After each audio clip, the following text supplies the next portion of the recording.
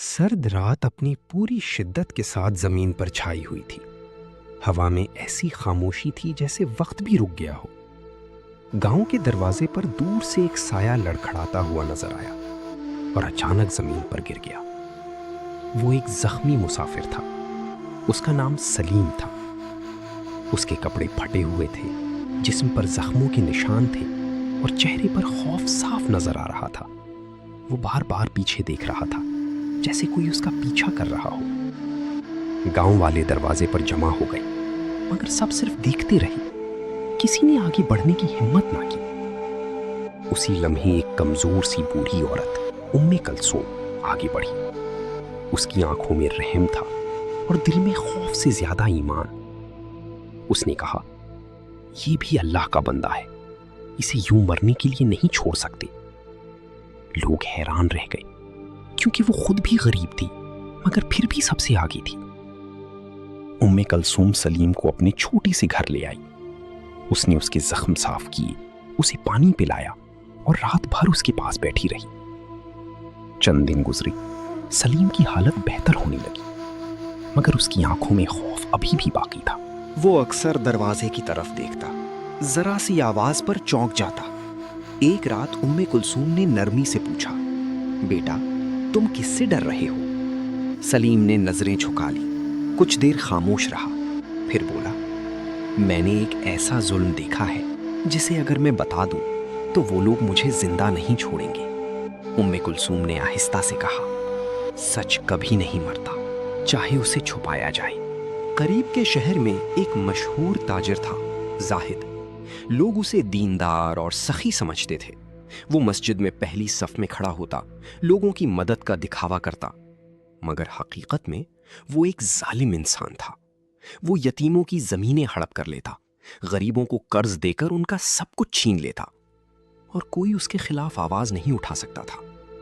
سلیم کئی سالوں سے اسی کے پاس کام کرتا تھا اور آہستہ آہستہ اس کے اصل چہرے کو پہچان چکا تھا۔ ایک دن سلیم نے ایک ایسا منظر دیکھا جس نے اس کی روح ہلا دی۔ ایک یتیم بچی روتی ہوئی زاہد کے سامنے کھڑی تھی۔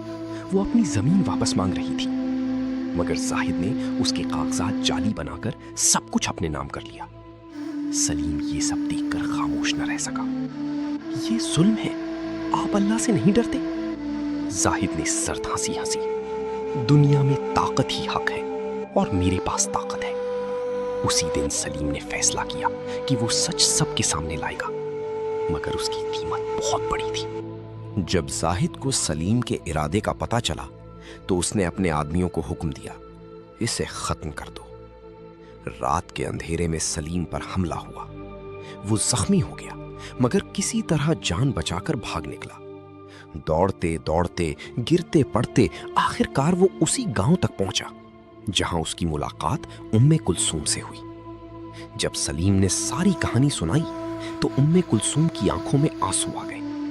اس نے آسمان کی طرف دیکھا اور کہا، یا اللہ، یہ کیسا انصاف ہے کہ ظالم ہنس رہا ہے اور مظلوم رو رہا ہے۔ اسی رات دونوں نے مل کر دعا کی۔ سلیم نے کہا، اگر میں مر بھی جاؤں تو سچ سامنے آنا چاہیے۔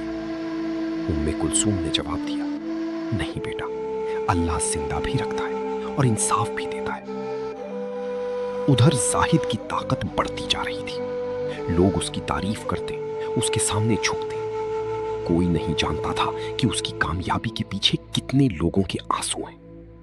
وہ ہر روز مزید مغرور ہوتا جا رہا تھا۔ مجھے کوئی نہیں روک سکتا۔ پھر ایک دن سب کچھ بدلنا شروع ہوا۔ اس کے بڑے گودام میں اچانک آگ لگ گئی۔ آگ اتنی تیز تھی کہ سب کچھ جل کر راکھ ہو گیا۔ زاہد وہیں کھڑا دیکھتا رہا۔ اس کے چہرے پر پہلی بار خوف نظر آیا۔ آگ کے بعد اس کے نقصان ختم نہیں ہوئے۔ کاروبار گرنے لگا، ساتھی اسے چھوڑنے لگے۔ لوگوں نے اس پر شک کرنا شروع کر دیا۔ وہ جو کل تک طاقتور تھا آج کمزور ہونے لگا۔ پھر اچانک وہ بیمار ہو گیا، ایسی بیماری جس کا کوئی علاج نہیں تھا۔ وہ رات بھر کروٹیں بدلتا، چیختا، پریشان رہتا۔ اس کے پاس سب کچھ تھا مگر سکون نہیں تھا۔ زاہد کی بیماری دن بدن بڑھتی جا رہی تھی۔ रात को वो नींद से अचानक जाग जाता। उसे लगता जैसे कोई उसे पुकार रहा हो। जुल्म, जुल्म। उसका दिल जोर जोर से धड़कता, पसीना उसके चेहरे से बहता रहता। एक दिन एक बुजुर्ग उसके घर आए।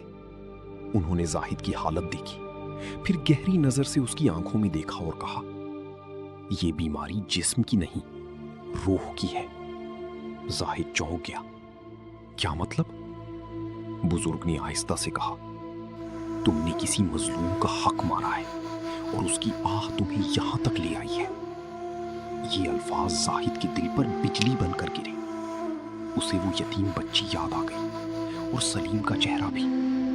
पहली बार उसके दिल में खौफ के साथ नदामत भी पैदा हुई। अगली सुबह जाहिद ने एक फैसला किया, मुझे सलीम को ढूंढना होगा। वो कमजोर जिस्म के साथ भी घोड़े पर सवार हुआ। शहर से निकलकर गांव-गांव भटकता रहा। हर जगह पूछता, क्या तुमने एक जख्मी नौजवान को देखा है? कई दिन गुजर गए। आखिरकार वो उसी गांव पहुंचा जहां सलीम था। उसका दिल तेजी से धड़कने लगा। जाहिद ने उम्मे कुलसूम के घर का दरवाजा खटखटाया। दरवाजा खुला और सामने सलीम खड़ा था। दोनों की नजरें मिली। एक तरफ खौफ और दर्द, दूसरी तरफ नदामत और शर्मिंदगी। कुछ लम्हों के लिए वक्त जैसे रुक गया। फिर जाहिद की आवाज कांपती हुई निकली, मैं गलत था। ये वही शख्स था जो कभी खुद को सबसे ताकतवर समझता था। आज उसके अल्फाज में आजिज़ी थी।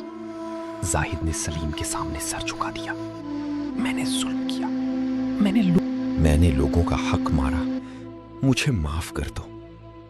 सलीम खामोश खड़ा रहा। उसके दिल में दर्द भी था और इंसाफ की ख्वाहिश भी। उम्मे कुलसूम ने आहिस्ता से कहा, माफ करना आसान नहीं, मगर यही अल्लाह को पसंद है। सलीम ने गहरी सांस ली और कहा, मैं तुम्हें माफ करता हूं, मगर तुम्हें अपने जुल्म का इजाला करना होगा। जाहिद फौरन शहर वापस गया। उसने सबके सामने ऐलान किया, मैंने जुल्म किया था और आज मैं सब कुछ वापस कर रहा हूं। लोग हैरान रह गए। इसने यतीम बच्ची को उसकी जमीन वापस दी, गरीबों का माल लौटाया और हर उस शख्स से माफी मांगी जिस पर उसने जुल्म किया था। ये वही जाहिद था, मगर अब बदल चुका था। चंद दिन बाद एक अजीब तब्दीली आई। जाहिद की बीमारी आहिस्ता आहिस्ता कम होने लगी। उसे सुकून मिलने लगा।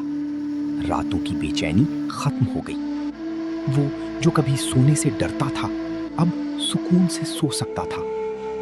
लोग कहते, ये अल्लाह का इंसाफ है। वक्त गुजरता गया। जाहिद अब एक नया इंसान बन चुका था। वो गरीबों की मदद करता, यतीमों का ख्याल रखता और हर वक्त अल्लाह से माफी मांगता रहता। लोग अब उससे डरते नहीं थे, बल्कि उसकी इज्जत करते थे। एक शाम सूरज हुरूब हो रहा था। उम्मे कुलसूम अपने घर के बाहर बैठी थी। सलीम उनके पास आया। उसके चेहरे पर सुकून था। उम्मे कुलसूम मुस्कुराई और बोली, देखा बेटा, अल्लाह ने इंसाफ कर दिया। सलीम ने आसमान की तरफ देखा। हल्की सी हवा चली और उसके दिल में अजीब सी ठंडक उतर गई। जी अम्मी, अल्लाह देर करता है मगर इंसाफ जरूर देता है। कहानी का सबक, जुल्म वक्त जीतता है, हमेशा नहीं। मजलूम की दुआ कभी जाया नहीं जाती। सच देर से जीतता है मगर जरूर जीतता है। अल्लाह हर चीज देख रहा है। वीडियो के आखिर में चैनल को लाइक, शेयर, सब्सक्राइब और कमेंट्स लाजमी करें।